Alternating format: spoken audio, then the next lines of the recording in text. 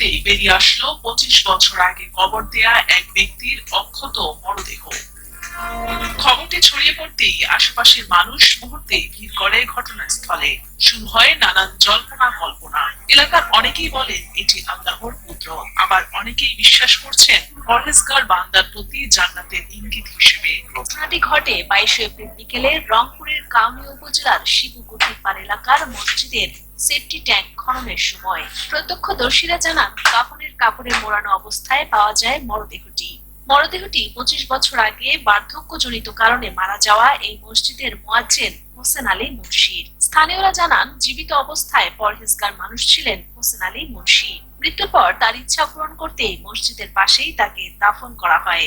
দাফনের দীর্ঘ 25 বছর পর মরদেহটি ছিল অনেকটা মমির মতো শুকানো, তবে কাফনের কাপড় ছিল একেবারে পরিষ্কার ও পুরোপুরি। 25 বছর আগে মারা যাওয়া হোসেন আলী মুন্সির অক্ষত মরদেহ দেখতে ছুটে আসেন তার পরিবার ও স্বজনরা। পরবর্তীতে মরদেহটি তুলে পার্শ্ববর্তী কবরস্থানে দাফন করেন।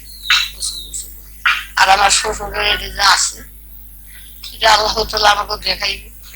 ভালো লোক ইমাম মিজানুর রহমান জানান, যারা ঈমান ও আমলের উপর মৃত্যুবরণ করেন আল্লাহ তাদের ইহকাল ও পরকালে করেন সম্মানিত।